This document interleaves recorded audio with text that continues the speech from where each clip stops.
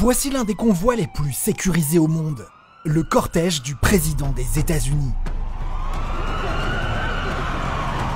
Composé d'une centaine de personnes, de 50 véhicules avec des gadgets dignes des plus grands films d'espionnage, il a un seul objectif, protéger le président. Au centre du cortège, on trouve le Secure Package, un ensemble de 6 véhicules qui protègent la voiture du président, la Cadillac One, spécialement conçue par General Motors. Son petit surnom ? The Beast, la bête. Car oui, c'est un vrai monstre avec ses 9 tonnes et son prix de 1,5 million de dollars. La limousine peut même résister à des tirs de lance-roquettes. Et ça, c'est parce qu'elle est entièrement blindée.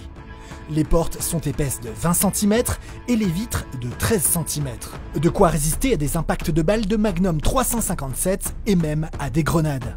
Les pneus aussi sont très résistants. La bête peut continuer à rouler jusqu'à 100 km/h, même avec les 4 pneus à plat. À l'intérieur se trouve un véritable arsenal de guerre. Un lance-roquettes, du gaz lacrymogène, des lunettes de vision nocturne, des fusils à pompe et 2 poches de sang du même groupe que celui du président. Rien ne peut atteindre le dirigeant, même pas l'air extérieur.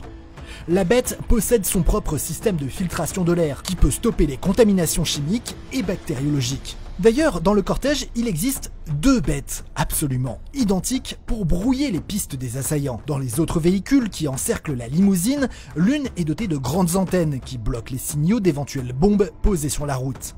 3 autres véhicules transportent des membres des forces spéciales et des militaires armés prêts à ouvrir le feu en cas de danger. Des médecins sont également présents. Derrière se trouve une ambulance spéciale, encore une autre voiture avec des gardes armés et un véhicule de renseignement, la ID Car, qui communique avec les autres unités.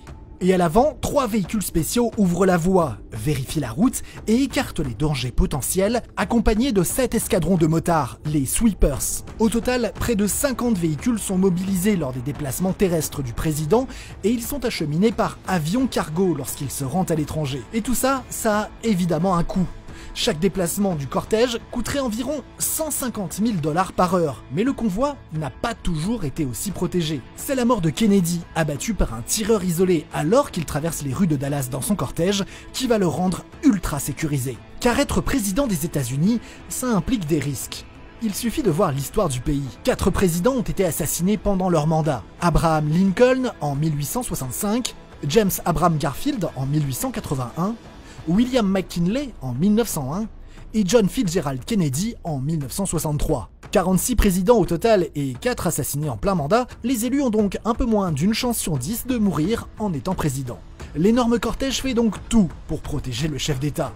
Et encore, les secrets du reste du cortège restent confidentiels. Sa sécurité est donc sûrement encore plus importante que celle qu'on croit.